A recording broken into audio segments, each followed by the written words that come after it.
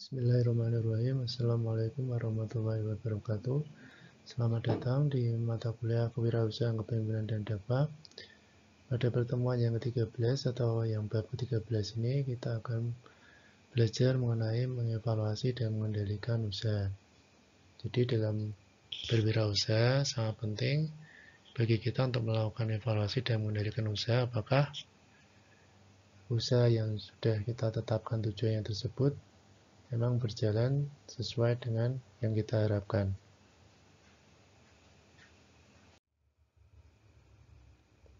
Ya, fungsi perencanaan dan pengendalian ini sangat berperan besar dalam mencapai tujuan perusahaan. Oleh karena itu, seorang wirausaha harus benar-benar bisa merencanakan dan mengendalikan aktivitas usaha dengan cara tertentu yang erat kaitannya dengan kelangsungan hidup usaha. Wirausaha harus bisa menetapkan tujuan yang realistis dan memikirkan strategi yang efisien guna mencapai tujuan. Perencanaan ini merupakan proses yang berkesinambungan atau terus-menerus untuk menentukan kegiatan yang diperlukan untuk mencapai tujuan yang telah ditetapkan. Perencanaan ini merupakan kegiatan merancang keadaan di masa depan yang dikehendaki dengan cara seefektif mungkin untuk mewujudkannya.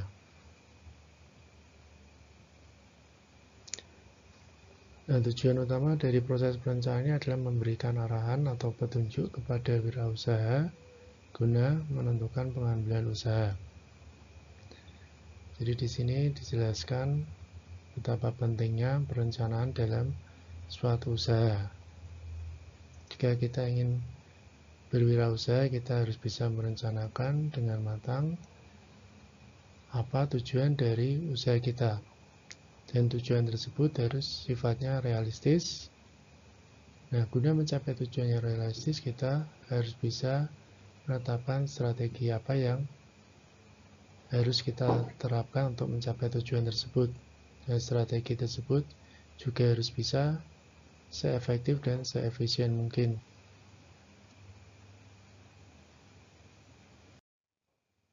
Proses pengendalian ini adalah proses untuk menjamin terrealisasinya tujuan perencanaan. Jadi secara singkat, pengendalian ini didefinisikan sebagai tindakan yang diperlukan untuk meyakinkan bahwa tujuan-tujuan atau rencana-rencana dan standar-standar yang sedang dicapai.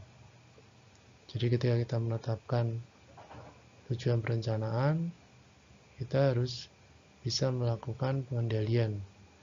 Apakah tujuan-tujuan tersebut nantinya bisa kita capai. Proses perencanaan akan memberikan arah atau dapat dijadikan sebagai pedoman bagi kegiatan-kegiatan usaha, sedangkan pengendalian akan menjamin terjadinya keselarasan antara tujuan-tujuan dan rencana usaha. Dengan demikian, pengendalian dimaksudkan untuk mengecek efektivitas penyelesaian rencana yang telah disusun dan ditetapkan. Jadi dapat dikatakan bahwa perencanaan dan pengendalian akan sangat membantu dan bermanfaat bagi wirausaha agar dapat beroperasi secara efisien dan efektif, di mana kondisi ini akan mempengaruhi tingkat keuntungan yang diperoleh.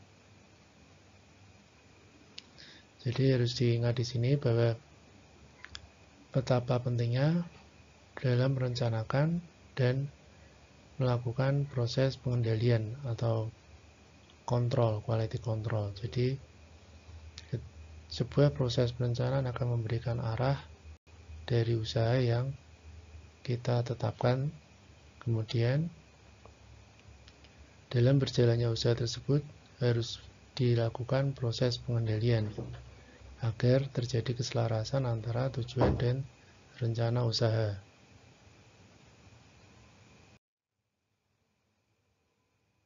Dalam melakukan proses pengendalian ada 3 langkah yang harus kita ikuti. Yang pertama yaitu mengukur kinerja aktual atau kinerja yang sesuai dengan aslinya. Kemudian yang kedua, membandingkan kinerja aktual dan standar. Yang ketiga, melakukan tindakan manajerial. Kita mulai dengan langkah yang pertama, yaitu mengukur kinerja aktual. Pengukuran kinerja aktual ini membutuhkan kejelian dan ketegasan dalam memastikan bahwa aktivitas yang dilakukan telah disusun rencana dan diukur kinerjanya. Pengendalian harus dikaitkan dengan usaha pencapaian kinerja yang diharapkan, maka sebelumnya harus ditentukan tujuan aktivitas pekerjaan, kemudian menentukan standar atau dimensi kerja serta ukurannya, diikuti dengan penentuan metode penilaian, pelaksanaan, dan evaluasi. Proses pengukuran kinerja antara lain sebagai berikut. Yang pertama yaitu menentuan sasaran.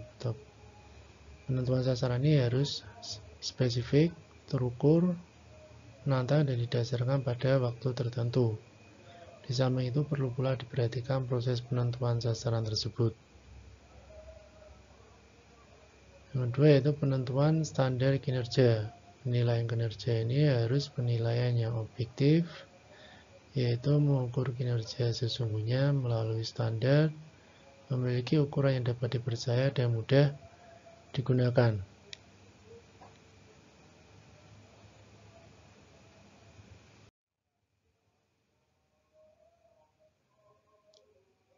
Kemudian yang ketiga, penentuan metode dan pelaksanaan penilaian. Metode yang dimaksud adalah pendekatan atau cara serta perlengkapan yang digunakan seperti formulir dan pelaksanaan yang digunakan berdasarkan berbagai pendekatan seperti metode perbandingan, tes, dan lain-lain. Yang keempat yaitu evaluasi penilaian. Evaluasi penilaian ini merupakan pemberian umpan balik terhadap kinerja yang harus diubah dan dipertahankan, serta berbagai tindakan yang harus diambil dalam upaya perbaikan kinerja di masa yang akan datang. Pengukuran ini merupakan langkah pertama dari perbaikan atau improvement. Nah, perbaikan ini sebaiknya dilakukan setiap waktu atau segera setelah terjadi permasalahan, jadi tidak harus menunggu berakhirnya suatu aktivitas. Pengukuran kinerja akan memberi informasi, situasi, dan posisi yang relatif terhadap target atau untuk mengetahui apakah perencanaan dan aktivitasnya telah secara optimal dijalankan.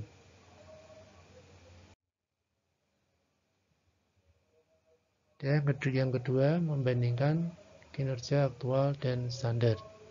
Ya, di langkah pengendalian yang kedua ini, pengendalian atau pengawasan ini adalah proses untuk memastikan bahwa segala aktivitas yang terlaksana sesuai dengan apa yang telah direncanakan.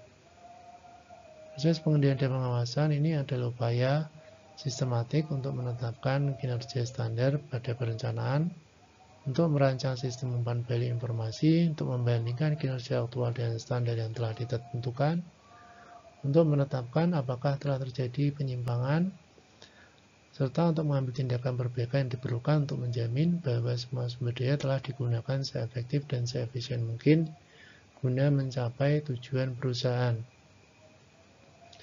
Jadi dalam pengendalian dan pengawasan ini penting untuk bisa mendapatkan sistem umpan balik bagaimana kinerja aktual yang sebenarnya dengan standar yang telah ditentukan, dan untuk bisa menentukan perbaikan-perbaikan yang tepat apabila terjadi penyimpangan-penyimpangan.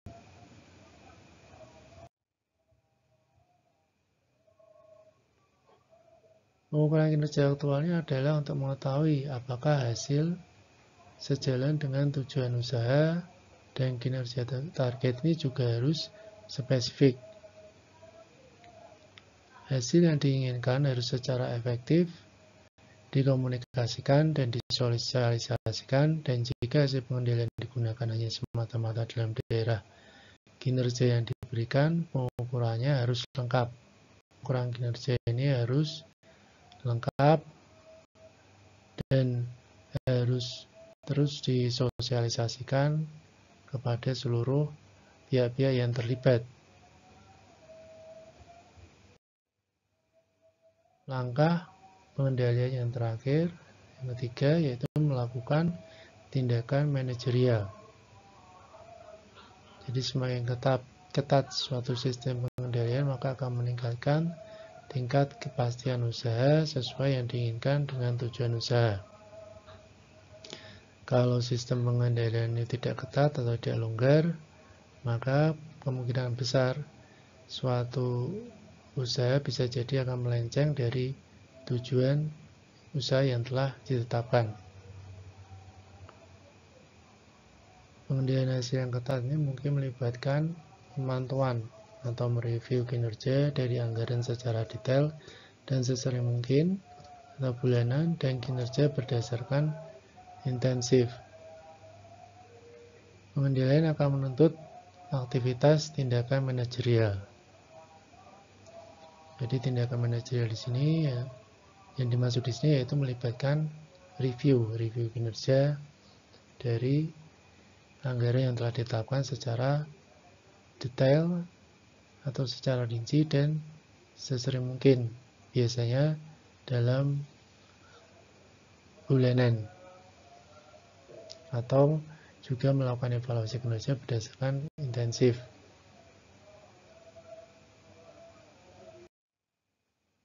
Aktivitas manajerial yang dilakukan dalam pengendalian adalah pada tahap masukan, proses, dan keluaran dengan aktivitas sebagai berikut.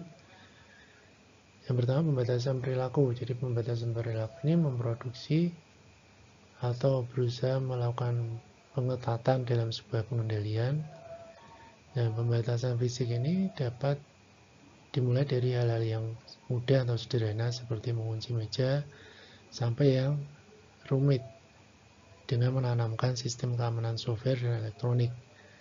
Dan pembatasan administrasi berupa pembatasan terhadap pengambilan keputusan oleh tingkat organisasi yang lebih tinggi.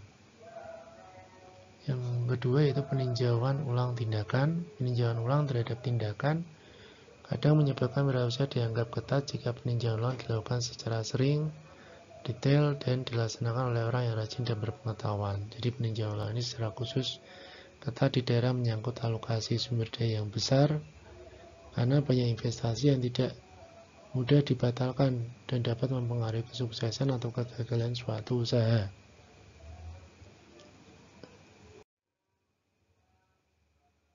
Yang ketiga yaitu pertanggungjawaban tindakan. Pengendalian pertanggungjawaban yang ketat dipengaruhi pengendalian hasil yang ketat. Sejumlah pengendalian menciptakan pengendalian pertanggungjawaban tindakan tergantung karakteristik terhadap definisi yang diinginkan, keefektifan, sistem pelacakan tindakan, dan penyediaan bantuan. Jadi, segala tindakan yang telah dilakukan, tindakan-tindakan manajerial harus dilakukan pertanggungjawabannya. Apakah sesuai dengan prosedur-prosedur atau SOP yang telah ditetapkan. Demikian materi kuliah pada kali ini yang dapat saya sampaikan. Semoga dapat bermanfaat. Saya mohon maaf apabila dalam penyampaian materi ada kesalahan. Terima kasih. Wassalamualaikum warahmatullahi wabarakatuh.